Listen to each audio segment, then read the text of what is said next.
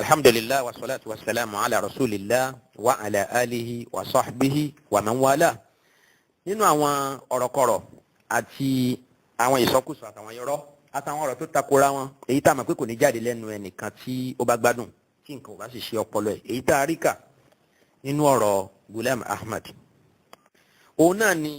ọ̀rọ̀ pàtàkì kan tó yẹ kí a gbé yẹ̀wò òun náà ni nípa bíbí Ghulam Ahmad al-Qadiani. Arákùnrin yìí gan ìgbà wo ni wọ́n bí gan ẹ̀yàn mayami ní ẹ̀sìn Islam. Tá a bá fẹ́ mọ ìgbà wo gan ni wọ́n bí Ghulam Ahmad ẹnu oníkànlá àti gbọ́pọ̀n gẹ́gẹ́ bí Yorùbá ṣe wí ẹ jẹ́ ká gbọ́ lẹ́nu òun gan fún rẹ̀. Nínú ìwé Ghulam Ahmad èyí tí wọ́n ń pè ní kitabu al-Bariyya kitabu al-Bariyya yìí èmi ó wà nínú tírà al-Khaza'in ar-Ruhaniyya ṣùgbọ́n mo rí kan tí wọ́n tún sédé òyìnbó tó já sí pé nínú tírà kitabu al-Bariyya ni wọ́n ti mú jáde. Ìjọ Ahmadiyya àwọn fún ní àkọlé a brief sketch of my life by Hazrat Mirza Ghulam Ahmad. Tabawo page 10 bẹ́ẹ̀ kí ni Ghulam Ahmad sọ fún wa nípa bíbí ẹ̀. Ó ní I was born towards the last days of Sikh rule in 1839 or 1840 CE. Ghulam Ahmad jẹ́ kó yé wa pé wọ́n bí òun ní àsìkò ìjọba àwọn Sikh àwọn aràn kan tán jẹ́ ìran ẹlẹ́sìn wọn ń ṣe mùsùlùmí ṣùgbọ́n àwọn náà máa wí láwà nílẹ̀ India lọ́hùn yẹn. Ó ní àsìkò wọn ni wọ́n bí òun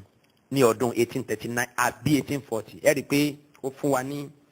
gbèdéke ìgbà tí wọ́n bí. Ó sì ṣe èméjì ń bẹ láàrin opinion méjì péré pé bóyá 1839 àbí 1840. Ohun tó sọ fún wa nìyẹn fúnra rẹ̀.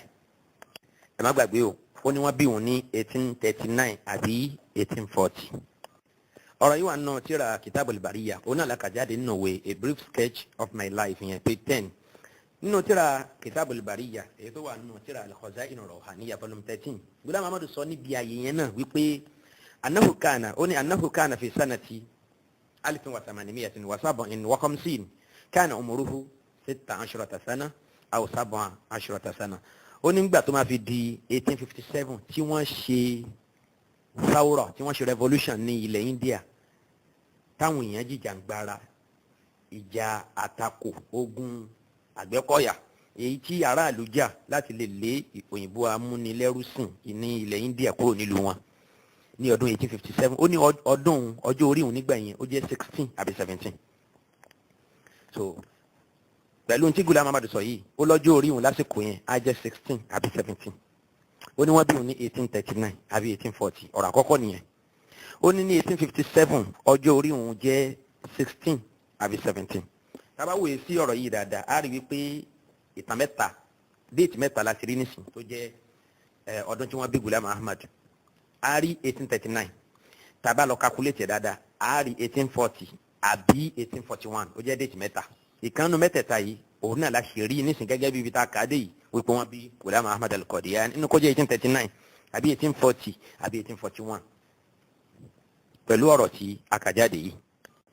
Ìgbà tó yá Ghulam Ahmad sọ fún wa wípé ó ní òun gba wáyé látọ̀dọ̀ Ọlọ́run òun gba revelation òun bẹ̀rẹ̀ sí ní gba revelation lamma balagha 40 sana gbà tóun di ọmọ 40 ọdún. A padà máa sọ̀rọ̀ lórí yẹn ṣé ń gbà tí Ghulam Ahmad di ọmọ 40 ọdún ló kọ́kọ́ gba wahyu. Ó nígbà tóun di ọmọ 40 ọdún òun bẹ̀rẹ̀ sí ní gba wahyu látọ̀dọ̀ Ọlọ́run ní ọdún 1290 gẹ́rẹ́gẹ́ yẹn hijiri 1290 hijiri èyí tó ṣe déédéé 1873 ó ṣe déédéé 1873. Tá a bá yọ 40 èyí tí ṣe ọjọ́ orí Ghulam Ahmad tó bẹ̀rẹ̀ sí ní gba wáyé kúrò nù 1873 kí ló kù tá a ní ẹ̀rí kó yóò fún wa ní 1833 ṣùgbọ́n gbà tá a wo ìwé tá ń pè ní Siratul Masih al-Maw'ud èyí tí Bashiruddin Mahmud Ahmad kọ Ali ibn al-Maw'ud ìyẹn ọmọ Ghulam Ahmad. Tá bá wo page 1 nínú ìwé yẹn ó sọ ń bẹ̀ fún wa wípé ismu mu'assis al-jama'at al-islamiyyah al-ahmadiyyah huwa Ghulam Ahmad olórúkọ ẹni tó dá jama yìí sílẹ̀ ní Ghulam Ahmad wa kana min sukkani Qadiani allati tab'udu 11 ميلا من محطة القطار من بطالة و24 ميلا من مدينة مصر وقرابة 57 ميلا من لاهور ناحية الشرق. أني ولد عليه السلام أما غلام أحمد سكون ببابا وتيجي غلام أحمد في هذه البلدة نيلو تنقل قديان يوم الجمعة لجو جمعة من سنة 1836 نيودون 1836 أبي 1837 لميرزا غلام مرتضى. أما غلام أحمد بشير الدين محمود أحمد tó jẹ́ àrólé ẹlẹ́ẹ̀kejì lẹ́yìn rẹ̀ ó ní wọ́n bí bàbá àwọn ní ọdún 1836 àbí 1837. nísìnyí ó já sí wípé Ghulam Ahmad jẹ́ kó yé wa wípé wọ́n bí wọn ní ọdún 1839 àbí 1840 àbí 1841 gẹ́gẹ́ bí àwọn àlàyé tí a ti gbé jáde. ṣùgbọ́n ọmọ ẹ̀ Bashiruddin Mahmud Ahmad òun ni wọ́n bí bàbá àwọn ní 1836 àbí 1837. bákan náà nínú tírà Barahin Ahmadiyyah volume 5 ìgbà tí wọ́n tún tírà yìí sí èdè òyìnbó a rí ń bẹ̀ yẹn ní fúngbà àkọ́kọ́ wọ́n kọ síbẹ̀ wípé wọ́n bí Ghulam Ahmad ní ọdún 1839 gẹ́gẹ́ bóun náà ṣe sọ. tí a bá wo page 1 nínú tírà Barahin Ahmadiyyah a ó rí bẹ́ẹ̀. nínú ìwé tí wọ́n pè ní Ahmadiyya movement èyí tí Muhammad Ali tó kọ Ahmadiyya movement tó fi sọ̀rọ̀ nípa founder yẹn Ghulam Ahmad. ó ní Mirza Ghulam Ahmad, the founder of the Ahmadiyya movement, was born at Qadian about the year 1839 of the Christian era. So Maulana Muhammad Ali náà sọ wípé wọ́n bí Ghulam Ahmad ní ọdún láàrin nǹkan bíi 1839. bákan náà tá bá wo page 4 nínú ìwé yẹn á tún bá ń bẹ̀ náà wípé ní àárín nǹkan bíi 1839 ni wọ́n bí Ghulam Ahmad. èyí tí mo sọ lẹ́ẹ̀kan wípé nípa tírà Barahin Ahmadiyyah volume 5 èyí tí wọ́n kọ sí tẹ́lẹ̀ pé wọ́n bí Ghulam Ahmad ní ọdún 1839. ṣùgbọ́n nígbà tó padà yá ìgbà tí wọ́n tún tírà yẹn padà tí wọ́n tún tírà yẹn tẹ̀ yẹn tírà Barahin Ahmadiyyah ìgbà tí wọ́n tún fẹ́ tún tẹ̀ ọ̀tọ̀ ní déètì tí wọ́n gbé jáde pé wọ́n bí Ghulam Ahmad. ohun tó wà ń bẹ̀ òun náà ni wípé wọ́n bí Ghulam Ahmad ní 1836 wọ́n bí ní 1836. ṣe rí bí àwọn déètì bẹ̀rẹ̀ sí ní pàkàṣọ báyìí. Ahmadiyya sọ pé wọ́n bí Ghulam Ahmad ní 1836. ẹ̀ẹ́dì tẹ́ bá kíyèsí àwọn déètì tá a ti rí nísìn a rí 1839 1840 1841 a rí àwọn déètì míì 1836 1837. ṣùgbọ́n ní gbogbo àwọn déètì táwa kàkalẹ̀ yìí èyí tí Ahmadiyya takú lé lórí pé wọ́n bí ànábì àwọn tí í ṣe Ghulam Ahmad òun náà ní year 1835. kí ló fà? torí pé ọ̀rọ̀ náà ó ṣe ní àhó. Ghulam Ahmad tó jẹ́ ọ̀gá àgbà wọn ànábì tán láwọn gbà fún ọ̀tọ̀ lọ́dún tó ní wọ́n bí òun ó ní wọ́n bí òun ní 1839 àbí 1840 yẹn ló pọ̀ jù nínú àwọn ọ̀rọ̀ ẹ̀ pẹ̀lú àwọn ìtumọ̀ míì ta fún ọ̀rọ̀ ẹ̀ tó sọ nígbà tó sọ pé ní ọdún 1857 tí àwọn ará ilẹ̀ India tí wọ́n jìjàǹgbara láti gbìyànjú láti lé ìjọba òyìnbó kúrò nílùú wọn ó ló ọjọ́ orí òun nígbà yẹn ó dàbí 16 àbí 17 years. ìyẹn jẹ́ ká rí déètì míì mú jáde èyí tá a lè sọ pé wọ́n bí Ghulam Ahmad ní year 1841. ṣùgbọ́n sẹ́ kí ló fà á tí Ahmadiyya fi dá gbogbo déètì wọ̀nyí tán fi dà á lẹ̀ táwọn á lọ mú year 1835. ọ̀pọ̀lọpọ̀ àwọn àkọọ́lẹ̀ ìjọ Ahmadiyya tẹ́ bá ń kàlẹ́ nì lórí sáìtì wọn alislam.org àbí lórí sáìtì wọn al-mawqi' rasmi al-arabi al-mawqi' al-arabi rasmi lil jama'at al-islamiyyah al-ahmadiyya àtọ̀pọ̀lọpọ̀ àwọn ìwé wọn àwọn magazines wọn ẹ̀rì kún ó kọ síbẹ̀ yìí pé wọ́n bí Ghulam Ahmad ní ọdún wo ní ọdún 1835. ohun tó fà á tí Ahmadiyya fi ṣerú eléyìí tán fi fawọ́ àgọ́ ọjọ́ orí Ghulam Ahmad sẹ́yìn òun náà ni wípé wọ́n fẹ́ gbìyànjú láti falsify date of birth fún Ghulam Ahmad àbí year of birth nítorí kí ìkànnú àwọn ìlérí tó ní Ọlọ́run ṣe fún un àtàwọn àsọtẹ́lẹ̀ ìyẹn prophecy èyí tó sọ wípé Ọlọ́run ti ṣàdéhùn fún un wípé kóhun Ghulam Ahmad tó kú láyé òun ó pé ọmọ ọdún 75 àbí 85 bó ti ní Ọlọ́run sọ náà nìyẹn nínú àwọn ìmísí tó ní òun rí gbà látọ̀dọ̀ Ọlọ́run. Ghulam Ahmad al-Qadiani ní Ọlọ́run sọ fún un nínú revelation tó ń gbà wípé atọ́lallahu baqa'aka Ọlọ́run ó jẹ́ kó pẹ́ láyé ta'ishu 80 hawlan ó pẹ́ láyé yẹn ni pé ó lo 100 ọdún yẹn 80 years aw tazidu alayhi khamsatan àbí 80 years yẹn 100 yẹn yóò tún lé 5 aw arba'atan àbí kó lé 4 aw yakillu àbí kó kéré kamisliya àbí kó dín 4 àbí kó dín 5. ẹ dákun ẹ wo Ọlọ́run Ghulam Ahmad ẹ wo Ọlọ́run Ghulam Ahmad tó fẹ́ sọ yí ọjọ́ orí téèyàn ó lò tí ó sì máa yẹ ó ní ó lo 80 àbí kó lo 85 àbí kó lo 84 àbí kó lo 76 àbí kó lo 75 ẹ dákun ṣọlọ́run lélẹ́yìí àbí ṣe ìtọ́ni eléyìí ti dájú pé kì í ṣọlọ́run ọlọ́run wa máa ń tó fẹ́ sọ ó wá ń yọ kù ó ń fi kún ó ń add ó ń subtract irú ọlọ́run jagunjagun wo lélẹ́yìí kẹ́ èyí tí Ahmadiyya sọ pé òun ló ránṣẹ́ sí Ghulam Ahmad ó ti dá wa lójú wípé ṣèitọ́nù òun náà ló ní gbogbo àwọn wáhìí wọ̀nyí kì í ṣọ̀rọ̀ ọlọ́run Ghulam ní ọlọ́run fún un ní ròdùnú ó ní fabasharana rabbuna bisamanina sanatan minal umri aw aktharu adadan ó ní ọlọ́run fún un ní ròdùnú pé òun lo 80 years láyé àbí kò tiẹ̀ jù bẹ́ẹ̀ lọ tàbá wo àwọn revelations tó lóun gbà níbi tọ́lọ̀ ti ń fún un ní ròdùnú wípé ìwọ Ghulam Ahmad wàá lo tó tó báyìí ní ayé tàbá wo tíra al-Istiftah page 110 ó wà ń bẹ ó ní ta'ishu samanina hawlan aw tazidu alayhi khamsatan aw arba'atan aw yakillu kamithliha bákan náà irú ẹ̀ wà nù tíra 40 page 153 Ghulam Ahmad tó sọ pé ọlọ́run sọ fún òun pé máa tẹ̀ wá fi kún ọjọ́ orí ẹ̀ àwọn ọ̀tá tán rò pé ó tètè kú ò ní tètè kú mọ́ ó ní ọlọ́run sọ pé azidu fi umrika èmi ọlọ́run ń ó fi kún ọjọ́ orí ẹ̀ iye ìṣẹ̀mí tí mo ní wàá lò tẹ́lẹ̀ wàá tún wàá lò jù bẹ́ẹ̀ lọ ẹ dákun tó fẹ́ lo 200 ní eléyìí wà nù tíra tazkira ìtàn kọ́lédè lárúbáwá page 795 bákan náà tabawo tazkira ìtàn wọn tú sí èdè òyìnbó ẹ wo page 524 bákan náà irú ọ̀rọ̀ yìí náà ta'ishu samanina hawlan láwọn bòmíì 80 years ló tiẹ̀ ń dárúkọ kò sọ pé ó dín kò sọ pé ó bùkù tabawo tíra at-tazkira page 5 bákan náà tabawo tíra at-tazkira page 700 ẹ̀ á bá ń bẹ̀ pé Ghulam Ahmad sọ pọ́lọ̀ fún un ní ròdùnú pé òun á lo 80 years láyé ohun tó fà á tí Ahmadiyya fi ń dán gbogbo wèrè tí wọ́n ń dánwò yẹn wò òun náà ní wípé wọ́n ń fẹ́ kí ìlérí Ghulam Ahmad tó sọ pé òun ó wọ 80 years kóun tó kú láyé wọ́n fẹ́ kó wá sí ìmúṣẹ òun náà ṣe ń já ọjọ́ orí ẹ̀ tí wọ́n bí náà ṣe ń já sẹ́yìn so nínú àwọn déètì tí a ti rí dìmú nísìn wípé wọ́n bí Ghulam Ahmad ara àwọn déètì bíi 1839 ara àwọn déètì bíi 1840 1841 1833 1835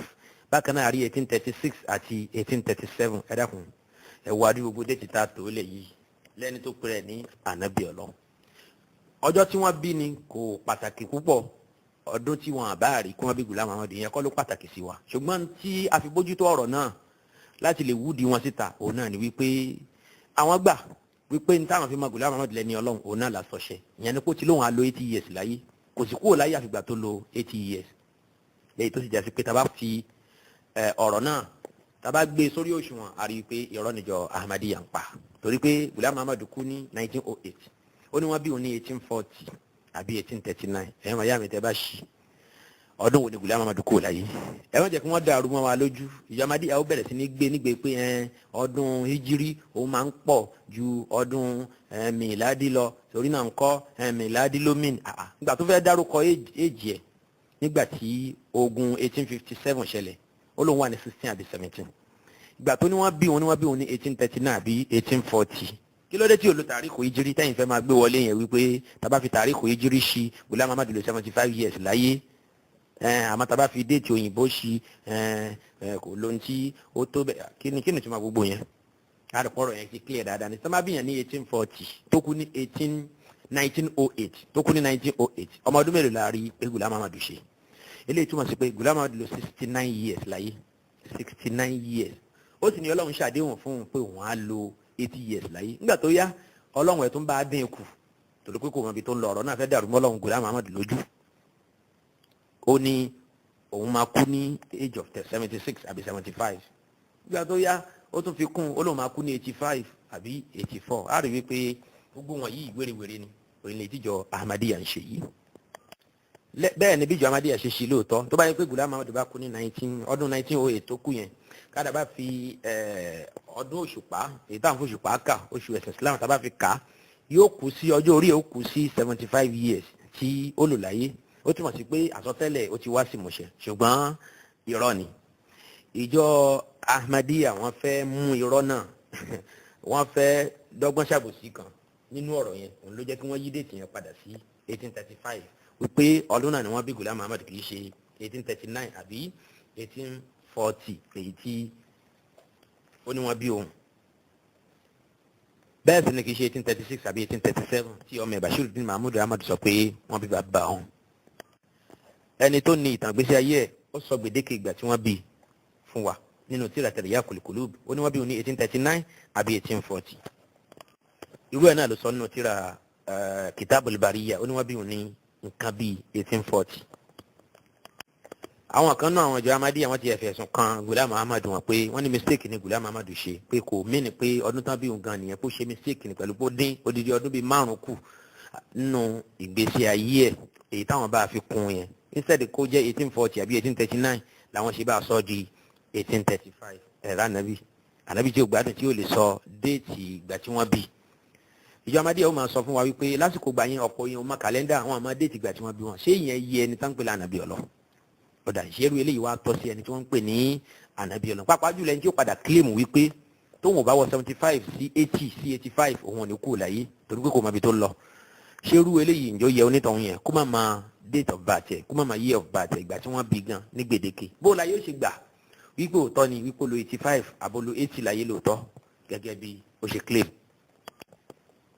ó ti yé wa nísìnyí wípé gbogbo gbìyànjú ìjọ Ahmadiyya wípé èyí tí wọ́n gbà láti rí ipá wọn fi ìdí ọ̀rọ̀ náà múlẹ̀ wípé Ghulam Ahmad lo iye ọdún tó lóun ó lò láyé kó tó kúrò ń bẹ a rí i pé bí ìgbà tíyẹn bá kàn ní dààmú ara ẹ̀ lásán ni ó sì tọ́ka sí wípé ìjọ náà wọn ò lóòótọ́ eléyìí tún fi kún àwọn òbítíbitì irọ́ ogunlọ́gọ̀ irọ́ èyí tá a ti ká mọ́ wọn lẹ́nu látòrí ànábì wọn àti gbogbo àwọn ọmọlẹ́yìn náà. ìjọ Ahmadiyya tó ń kílèmù wípé Ghulam Ahmad mọ ọjọ́ orí ànábì Isa alayhi salatu wassalam ó mọ iye ìgbà tí wọ́n bí ó mọ ìgbà tí wọ́n bí ó sì mọ ìgbà tó kú láyé ó mọ dáadáa lámàdójú kò sẹ́nìkan tó nímọ̀ nípa àsìkò náà àfi Ghulam Ahmad. ẹ dákun ìyẹn ń jẹ́ mọ̀jísà fún Ghulam Ahmad pẹ̀lú pé ó mọ ìgbà tí Isa wáyé ó sì mọ ìgbà tó kú ó sì dá a mọ̀ wípé ìgbà báyìí ni Isa ó tún padà wáyé tí ó wà níwá òun Ghulam Ahmad. ẹni tó nírú mọ̀jísà ńláńlá bẹ́yẹn ǹjọ́ yẹ kó ń tọ̀hún yẹn ká gara láti sọ ọdún tí wọ́n bí fún wa láì ṣe mistake láì máa mọ́mù lómù láì máa fi dúdú pé funfun láì máa fi kún láì máa yọ kúrò bẹ́ẹ̀ ìbéèrè nìyẹn fún ìjọ Ahmadiyya tí wọ́n fèsì. ìjọ Ahmadiyya nínú sáìtì wọn tí wọ́n pè ní ahmadianswers.com wọ́n jẹ́ kó yí wa ń bẹ̀ pé Ghulam Ahmad mí ní ọdún tí wọ́n bí gan n tó gbà lérò gangan òun náà ni wípé ó kàn fẹ́ fún wa ní approximation pé ó súnmọ́ yẹn pé lásìkò báyìí ní nǹkan bíi àsìkò báyìí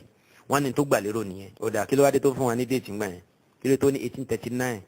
1840 kí ló tí òun fún wa láwọn déètì mi tó jìnnà sí yẹn bíi 1830 1835 àbí bíi 1845 kí ló tó fún wa ní déètì àsìkò yẹn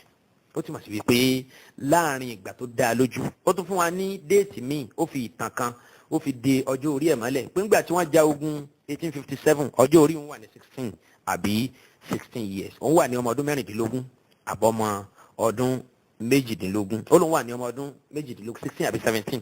yẹn pé 16 àbí 17 kí ló wá dé tíjọ Ahmadiyya ṣe ń dààmú làákàyè ara wọn láti máa wí ìwékúwì. táwa wo àwọn ibi tí wọ́n ti ń fèsì fún àwọn ọ̀rọ̀ náà pé àníṣe Ghulam Ahmad lo iye ọdún tó lóun ó lò láyé kó tó di pé kúrò ń bẹ̀ yẹn ni kó lo 75 years láyé kó tó di pé ó padà kú a rí wípé oríṣiríṣi àwọn àtàmà àbí ká máa ní oṣù àwọn Hindus àwọn ẹlẹ́sìn Hindu àwọn ẹlẹ́sìn Hinduism nílẹ̀ India wọ́n lòun náà ni Ghulam Ahmad ló fi ń ka ọdún tí wọ́n bí kì í ṣe oṣù Islam mọ́ kì í ṣe tó ṣe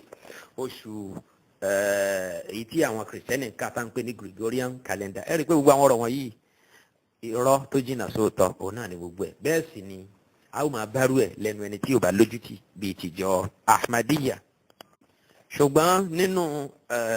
ohun tó dàbí àrá èyí tó sàn pa ọ̀pọ̀ nù jọ Ahmadiyya tó wó ilé irọ́ wọn òun náà ni wípé wọ́n àfúrá sí wípé ànábì wọn ti ṣe Ghulam Ahmad ó lóun gba wáyé kan ní 1903 níbi tó ti ní Ọlọ́run sọ fún wọn pé ó ní wà aradu mautana wọ́n sì fẹ́ ká kú wọ́n fẹ́ kí a kú wà asha'un fihi khabaran wọ́n sì ń sọ káàkiri wípé ikú ò ní pẹ́ pa òun Ghulam Ahmad fabasharana rabbuna bisamanina sanata ó ní Ọlọ́run ọba àwọn ló bá dùn òun nínú pẹ̀lú pé fún onírò dùnú pé òun ó lo 80 years láyé bisamanina sanatan min al-umri aw aksaro adada ó ní Ọlọ́run sọ fún un pé òun á lo 80 years láyé àbó wọn á tún lò jù bẹ́ẹ̀ lọ ẹ̀rí làbárì yìí eléyìí ni ìró tí Ghulam Ahmad tó ló ń gbà ní 1903 ó ní Ọlọ́run sọ pé òun á lo 80 àbí kó jù bẹ́ẹ̀ lọ ó túmọ̀ sí pé kì í ṣe 75 mọ́ a ó rí eléyìí kan nínú tírà Mawahibur Rahman ìbẹ̀rẹ̀ ọdún 1903 ó náà ni Ghulam Ahmad sọ fún wa wípé Ọlọ́run sọ ọ̀rọ̀ yìí fún un eléyìí tó jẹ́ kí ẹnu ìjọ Ahmadiyya kó wọ̀wọ̀ léyìí tó sì tú àṣírí wọn wípé òpùrọ́ ni wọ́n ṣe nígbà tí wọ́n ń gbìyànjú láti yí ọjọ́ orí Ghulam Ahmad padà láti lè bá fi àwọn àsọtẹ́lẹ̀ irọ́ èyí tó sọ láti lè bá fìdí ẹ̀ múlẹ̀ wípé ó ti rí bí Ọlọ́run ṣe ṣàdéhùn fún. ṣùgbọ́n nínú tó ṣe nílé mọ̀ púpọ̀ òun náà ni pé ní ọdún 1907 èyí tí Ghulam Ahmad ó gbìyànjú láti yí ọjọ́ orí ẹ̀ láti lè dín kù. ìgbà tó rí pé òun sì tún pẹ́ láyé ọjọ́ orí òun tó ti lé bí ọdún bíi mélòó sí ló bá sọ ọ̀rọ̀ àsọtẹ́lẹ̀ kan ìyẹn tó jẹ́ ọ̀rọ̀ tuntun. kí ló wí? ọ̀rọ̀ àsọtẹ́lẹ̀ náà òun náà lọ̀rọ̀ tó sọ tó ló ń fún òun nírò dùnú wípé òun á ṣẹ̀mí láàrin 75 àbí 85 ìyẹn ni pé ọjọ́ orí tóun ó lò láyé yóò jẹ́ nǹkan bí 75 àbí 85. ẹ dákun ẹni tí Ọlọ́run ti sọ fún wípé màá dójú tì àwọn ọ̀tá wà pẹ́ láyé wàá lo 80 years ní 1903 gbà tó di 1907 ó ní Ọlọ́run sọ fún un pé láàrin 75 àbí 85 ni ẹ dákun ta ni Ghulam Ahmad ń tàn gan. ẹ rí i pé èèyàn kan tó jẹ́ jìbìtì ni ọlọ́gbọ́n ẹ̀wẹ́ ni ọmọ ìyá ìṣù ni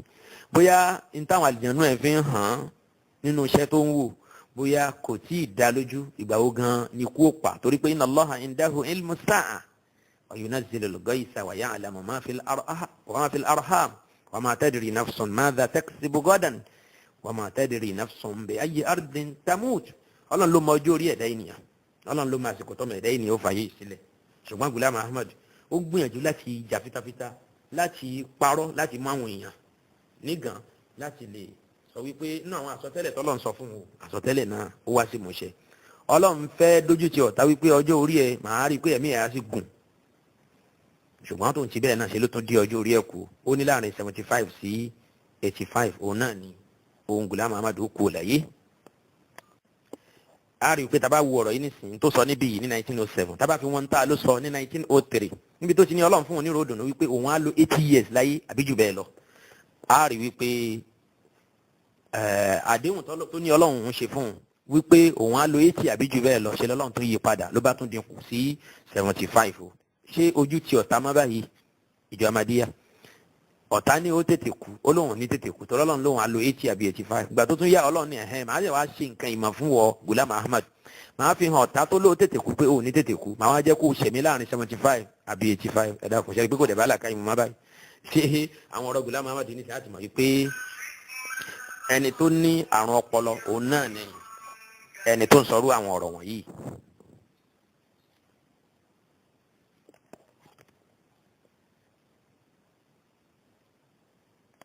ní 1903 olóhùn á lo 80 àbí 85 àbí wọ́n á lo 80 àbí kò tiẹ̀ jù bẹ́ẹ̀ lọ. ní ọdún 1907 ó ní Ọlọ́run tún sọ fún un pé láàrin 75 sí 85 ni ẹ dákun ṣé Ọlọ́run náà ni o máa ń tó ń ṣe yìí. subhana rabbika rabbil izzati amma yasifun. a rí wípé Ghulam Ahmad ń fi àbùkù kan Ọlọ́run nínú kó jásí pé ó ń fi àwọn ọ̀rọ̀ burúkú tì sọ́dọ̀ Ọlọ́run. ó purọ́ náà ní tẹ́lẹ̀ gbogbo tó lọ́lọ́run sọ àti mà pé Ọlọ́run ò tiẹ̀ sọ bẹ́ẹ̀ kò ṣẹlẹ̀ káṣẹ̀ máa béèrè àti rí wípé ojúlówó purọ́ kódà ọ̀kan pàtàkì ọ̀kan gbòógì nínú àwọn ọba onírọ́ òun náà ni Ghulam Ahmad jẹ́ nínú àwọn akọ́ṣẹ́mọṣẹ́ lọ́dọ̀ Ṣèyítánì. ó ń fi àwọn aburú wọ̀nyí àwọn sọkúsọ wọ̀nyí ròyìn Ọlọ́run torí pé Ọlọ́run ò tiẹ̀ wá mọbi tó ń lọ mọ́. àbíkẹ́ kó já sí wípé àìnílàákàyè àtàrùn ọpọlọ tó ń bá ajá ń ló jẹ́ kó máa bẹ̀rẹ̀ sí ní máa sọ àwọn kótókótó wọ̀nyí. ṣùgbọ́n níparí Ghulam Ahmad ní òun á pẹ́ láyé lóòótọ́ kí ló padà wá ṣẹlẹ̀ sí ó kú 1908. ìyẹn ni wípé lẹ́yìn ọdún kan ṣoṣo tó ní Ọlọ́run sọ fún un pé òun á lo 75 sí 85 ó kú lẹ́yìn ọdún kan lẹ́yìn ìgbà yẹn ìyẹn ní ọdún 1908. tábà ka ọjọ́ orí ẹ̀ nígbà tó kú yìí á rí wípé kò wọ́ 17 years kò wọ́ 70 69 years ó náà ní ọjọ́ orí ẹ̀ rí. ǹjẹ́ àtúndì ìdójútì míì mà lẹ́yìn ìdójútì èyí tó kan Ghulam Ahmad àti àwọn ọmọlẹ́yìn ẹ̀ tí í ṣe ìjọ Ahmadiyya báyìí? ta la rí tírú eléyìí ṣẹlẹ̀ sínú àwọn ẹni rere tó ṣíwájú? ta ni irú eléyìí ṣẹlẹ̀ sí nínú àwọn ànábì Ọlọ́run?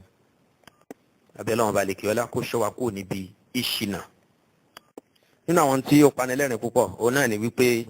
nípa ìgbésí ayé Ghulam Ahmad àti ọjọ́ orí tó lò láyé. ó ti sọ fún wa wípé Ọlọ́run ní òun á lo 80 years láyé. ó ń gbà míì 75 gbà míì 85 gbà míì 74 gbà míì 76 ìgbà míì àti gbogbo àwọn déètì àti mẹ́nu kàn yẹn. nígbà kan rí ẹnìkan náà ọmọlẹ́yìn Ghulam Ahmad tán pè ní Dr. Abdulhakeem gbà tó kù lẹ́yìn Ghulam Ahmad lónà bá ní ọlọ́run báwọn náà sọ̀rọ̀ bóyá ó fẹ́ fún Ghulam Ahmad jẹ ní àmà tó ń dààmú Abdulhakeem yẹn Dr. Abdulhakeem bá sọ fún Ghulam Ahmad wípé ó ní pẹ́ kú o ìgbà tó di ọdún 1906 Abdulhakeem ó ní ẹni tó bá jẹ́ ní ibi láàrin wọn àti Ghulam Ahmad tó jẹ́ òpùrọ́ náà méjèèjì òun ní kọ́kọ́ kú síwájú kí olóòótọ́ tó kú nínú àwọn méjèèjì ó sì fún Ghulam Ahmad ní gbèdéke ọdún mẹ́ta èyí tó parí ní ọdún 1909 wípé ẹni tó bá jẹ́ òpùrọ́ náà méjèèjì yóò kú kó tó di ọdún 1909 tàbá wo nùtírà tẹ́síkírọ̀ Arabic wọn àárí ọ̀rọ̀ yẹn bẹ́ẹ̀ tàbá wo page 793 àárí ọ̀rọ̀ yẹn kà ohun tí ìlérí tí Dr. Abdulhakeem ṣe fún Ghulam Ahmad ṣùgbọ́n ṣe ni Ghulam Ahmad fèsì o ó ní ọlọ́run sọ fún un nípa ọ̀rọ̀ tí Abdulhakeem sọ wípé Rabbi farriq bayna sadiqin wa kadhibin ọlọ́run ṣe yàtọ̀ láàrin onírọ́ àtòpùrọ́ náà méjèèjì léè tó túmọ̀ sí wípé Ghulam Ahmad náà gbá ní tí Dr. Abdulhakeem sọ wípé ẹni tó bá jẹ́ òpùrọ́ náà méjèèjì yóò kú lójú ayé ẹni tó jẹ́ lóòótọ́ torí eléyìí ni máa ní àjò Ghulam Ahmad ọ̀pọ̀ àwọn tí wọ́n bá ata kan gbọ̀n ohun tó máa ń sọ náà ni wípé yamutu sadiqu aw yamutu al-kadhibu fi hayati sadiqi pé òpùrọ́ ó kú yóò wá ṣẹ́kù olóòótọ́ ìyẹn ni pé gbogbo àwọn tó pè òun nírọ́ wọn ó kú lójú ayé òun yóò wá ṣẹ́kù òun tóun jẹ́ olóòótọ́ á rí i pé ọ̀rọ̀ tí ó bá làákàyè mu ni ọ̀rọ̀ náà ṣùgbọ́n ọ̀rọ̀ ẹ̀ náà ní kẹjẹ́ ká fi dá lẹ́jọ́ ó ti ní onírọ́ ní òkọ̀ kú lójú ayé olóòótọ́ ṣùgbọ́n nígbà tó di ìgbà tó tún yá ní Dr. Abdulhakeem ló bá tún gbé ọ̀rọ̀ míì jáde èyí tá ló sọ lẹ́ẹ̀kan yẹn pé Ghulam Ahmad kú láàrin ọdún mẹ́ta ó sọ yẹn ní 1906 ìgbà tó di 1907 ló bá ní òun tí Ọlọ́run ti sọ fún òun pé Ghulam ò tiẹ̀ nílò tó bẹ́ẹ̀ ló bá fún Ghulam Ahmad ní ọdún kan ó fún ní oṣù mẹ́wàá àti ọjọ́ mọ́kànlá ó lóun fún Ghulam Ahmad ní oṣù mẹ́wàá àti ọjọ́ mọ́kànlá ìyẹn ni wípé láàrin tabaníkà wo déètì tí yẹn bọ́ sí yóò máa já sí wípé Ghulam Ahmad yóò kú láyé láàrin oṣù keje ọdún 1907 sí oṣù kẹsàn-án ọdún 1908 ọ̀rọ̀ yẹn wà ní tírà at-Tazkira page 794 lẹ́yìn oṣù mẹ́rin lẹ́yìn ọ̀rọ̀ yìí Ghulam Ahmad fèsì ìyẹn ní oṣù kọkànlá ọdún 1907 ó fèsì ó ní Ọlọ́run sọ fún òun wípé sawfa azidu aidan fi umrika Ọlọ́run ní èmi Ọlọ́run wọn ò fi kún ọjọ́ orí rẹ̀ ìyẹn ni pé òun Ghulam Ahmad òun á pẹ́ láyé ju bí Abdulhakeem ṣe rò ìyẹn ni pé òun ní tètè kú ohun tí Abdulhakeem sọ yẹn Ọlọ́run ní òun ò ní jẹ́ kó ṣẹ́ mọ́ Ghulam Ahmad lára ọ̀dà orú ọ̀rọ̀ tí Ghulam Ahmad lọ́lọ́run sọ fún yín pé Ọlọ́run lòun á fi kún ọjọ́ orí ẹ̀ báwo lọ́lọ́run ṣe fi kún láì já sí pé kò ní kú lásìkò tí Abdulhakeem ní yóò kú ìyẹn lẹ́yìn oṣù mẹ́wàá àti ọjọ́ mọ́kànlá péré tó fún ìgbà tó di 1908 ní ọjọ́ on the 16th oṣù kejì nínú 1908 Dr. Abdulhakeem ó tún gbé ọ̀rọ̀ míì jáde wípé Ghulam Ahmad ó ní yóò parun tó bá di ọjọ́ kẹrin oṣù kẹjọ ní 1908 ó ní Ọlọ́run ti fi hàn wọ́n bẹ́ẹ̀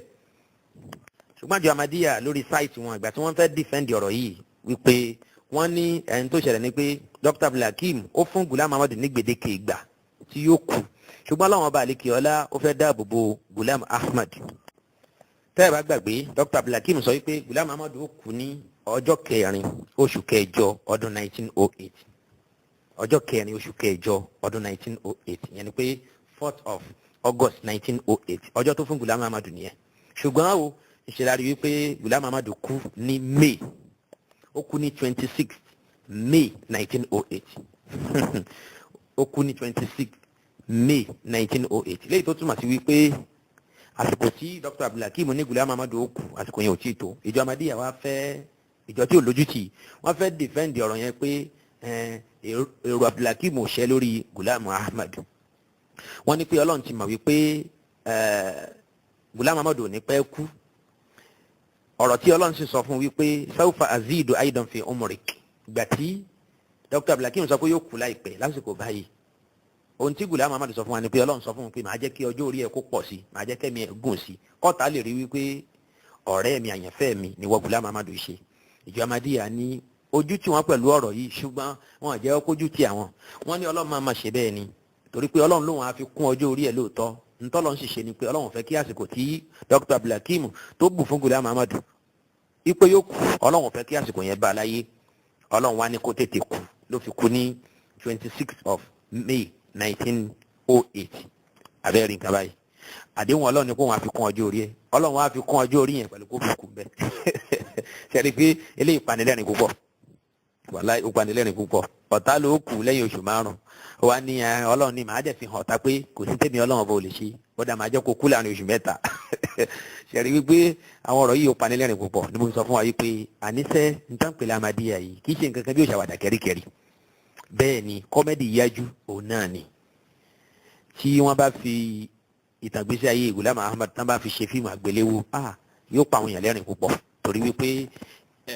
àwọn ọ̀rọ̀ nú ẹ̀ òun náà lẹ̀ ń gbọ́ yẹn téèyàn bá ń dà kálóhùn nìkan yóò máa rẹ́rìn àárín fìpàkọ́ lélẹ̀ yóò rẹ́rìn tí yóò fẹ́ gbogbo yín ẹ̀ síta abẹ́lẹ́ ọba àlekè ọlá kó ṣàánú wa kó ṣọ́la káyọ̀ wa kó má jẹ́ ká kó fáírọ̀sì burúkú nínú òròrí ìjọ Ahmadiyya yìí ètí òye wa ni wípé àmọ́ bí tíjọ Ahmadiyya ti mú defence tí wọ́n mú wá yẹn wọ́n fẹ́ defend Ghulam Ahmad wípé Dr. Blakim ni yóò kú ní ọjọ́ 4 oṣù kẹjọ 1908 kò wá kú ńgbà yẹn mọ́ ó wá kú ní ọjọ́ 26 yẹn 26 oṣù karùn-ún tí ṣe May 1908 wọ́n wá ní tó ṣẹlẹ̀ ni pé ọlọ́run tó jújà Blakim ni kò jẹ́ kí àsìkò tó ní Ghulam Ahmad ó kú kò jẹ́ kásìkò yẹn tó bá Ghulam Ahmad láyé ó ní kí Ghulam Ahmad tètè kú Ghulam sì ti sọ pé ọlọ́run ti sọ fún wọn tẹ́lẹ̀ wípé sáwùfà azidu aidan fi umri kèmí ọlọ́run máa fi kún ọjọ́ orí ẹ̀ ọ̀tá tó lówó tètè kú yẹn mí níjẹ́ kó tètè kú ẹ dákun ọlọ́run fẹ́ fi kún ọjọ́ orí Ghulam Ahmad astaghfirullah àti bóyá mistakenly ló bá bùkún bẹ́ẹ̀ kì í ṣe ọlọ́run ní gbogbo wọ̀nyí ó túmọ̀ sí pé ọlọ́run kọ́ ni Ghulam Ahmad ń bá sọ̀rọ̀ ó túmọ̀ sí pé ṣe ìtọ́nu ni àwọn wáyé tó ń gbà kí sọ́dọ̀ Allah subhana rabbika rabbil izzati amma yasifun ọlọ́run tóbi ọlọ́run pàtàkì ọlọ́run bàbàrà ọba wa jìnnà sí àṣìṣe ọba tí kìí ṣìṣe òun náà lọ́lọ́run ọba náà ọba tí ò ní máa sọ gbogbo àwọn ọ̀rọ̀ tí ò bá làkàyè mu àwọn ọ̀rọ̀ àwàdà kẹ́ríkẹ́rí wọ̀nyí òun náà Allah subhanahu wa ta'ala eléyìí tọ́ka sí wípé ìjọ Ahmadiyya ẹ̀sẹ̀ ìjọ kan ni tí ohun tá à ń pè ní ojú tìṣẹ̀ kò sí lọ́dọ̀ ẹ má ti béèrè ẹ̀sìn ojú tì nìkan ẹ̀kọ́ béèrè torí wípé kódà bí yẹn jẹ́ kèfèrí èèyàn máa lójú tì ṣùgbọ́n tí yóò bá ti lójú tì ẹni náà ò ní jẹ́ ni ọlọ́run kò ní bẹ̀rù ọlọ́run ó sì lè parọ́ kò sì sí irú ọ̀rọ̀ tí ò ní lè jáde lẹ́nu ẹ̀ látara wípé ó ti ṣàfẹ́kùn tó pàtàkì jù tó yẹ kọ́ máa nìyàn ní òun náà ni alhaya. lọ́dà ìjọ Ahmadiyya tún sọ fún wa wípé àwọn onígbàgbọ́ nínú táǹgbẹ̀ ní nasco òun náà ni abrogation concept of abrogation nínú Kùránì pé kí ọlọ́run sọ̀rọ̀ kan kalẹ̀ kó fi ọ̀rọ̀ mi parí wọ́n láwọn onígbàgbọ́ nínú ẹ̀ ọ̀dà kí lọ́lọ́run wá ṣe fún Ghulam Ahmad yìí o ọ̀tá ni yóò kú ní 19 ọlọ́run ló ń fi kún gbèsè ayé Ghulam Ahmad kẹ́mi ẹ̀ lè gùn dáadáa bí ọ̀pá àbọ̀n ṣe lọ́lọ́run tó kájú pa lẹ́yìn ọdún kan lẹ́yìn ìgbà tó lọ́lọ́run sọ fún wọn pé ẹ̀mí òun ó gùn dáadáa ṣe la rí pé ọlọ́run kájú pa láàrin ọdún kan sígbà yẹn ẹ̀dá kan ṣe rí pé ẹ̀mí ẹ̀ ti gùn lóòótọ́ ṣé nasco kọ́ ló ṣe yẹn ìjọ Ahmadiyya ẹ béèrè ẹjá béèrè lọ́wọ́ àwọn Saidi ẹ béèrè lọ́wọ́ tìmẹ́yìn ṣé nasco kọ́ lélẹ́yìí nasco tẹ́lẹ̀ gbà wọlé pé ìsọkúsọ ni ọlọ́run kì í sọ̀rọ̀ kó tó yí ọ̀rọ̀ yẹn padà ó dà èyí tí Ghulam Ahmad lọ́lọ́run sọ fún wọn yìí nǹkan kí ló dé tọ́lọ́run kanjú pa àbí ṣé bí àmì èèyàn ṣe máa ń gùn nìyẹn alágbájá máa jẹ́ kẹ́mi ẹ̀ gùn kó sì yà pa láàrin ọdún kan ẹ dákun ṣe rí pé ẹni tó sọrú eléyìí ẹni tó ṣerú àdéhùn kẹ́mi èèyàn ogún tó sì pani láàrin ọdún kan ẹ̀rí kóńtọ̀ yẹn kì í ṣe yàn dáadáa wal iyazu billah èyí tó túmọ̀ sí pé àwọn wáyé èṣù òun ni Ghulam Ahmad ń gbà ẹ̀tàn jẹ́ ṣe ìtọ́nù lásán òun náà ni kì í ṣe wáhíù tó wá látọ̀dọ̀ Allahu subhanahu wa ta'ala. tá a bá fẹ́ gbádùn ọ̀rọ̀ yẹn dáadáa átíkù kan wà tí Dr. Ibrahim Badawi tó kọ wọ́n pè ní átíkù nọ́mbà 33 makọ́ọ̀lù 33 táìtù ẹ̀ ní ziyadatu umril mirza bil inqas min umrihi ọlọ́run fẹ́ fi kún ìgbésí ayé Ghulam Ahmad kẹ́mi ẹ̀gùn dáadáa ju báwọn ọ̀tá ṣe lérò lọ ọlọ́run wá dín kù ṣẹ̀rí pé àgbákò lè jẹ́ fún ìjọ Ahmadiyya bẹ́ẹ̀ sì ni ìdójútì ayérayé ni torí náà kọ́ ìjọ Ahmadiyya ojú ó yẹ kójú máa tì yín pẹ̀lú gbogbo nǹkan sọ wọ̀nyí ara ń tẹ́ mọ̀ nípa ìjọ tẹ́ wà nú ẹ̀ nìyẹn o ó ní mò ń tú síta fún yín yẹn torí náà kọ́ ẹ lọ gbìyànjú kẹ́ ẹ ṣe làákàyè kí ẹ ronú dáadáa kí ẹ tẹ̀lé àṣẹ ọlọ́run kẹ́ ẹ darapọ̀ mọ́ àwọn ọjọ́ mùsùlùmí ẹ tún ìsìláàmù gbà min jadidin kẹ́ ẹ lè bá wà nú àwọn tí yóò bá nu ọlọ́run bá pàdé tó bá di ọjọ́ ìgbédìde alkiyama. أقول قولي هذا وأستغفر الله لي ولكم ولسائر المسلمين من كل ذنب وأتوب إلى ربي سبحانك اللهم وبحمدك أشهد أن لا إله إلا أنت أستغفرك وأتوب إليك والسلام عليكم ورحمة الله وبركاته.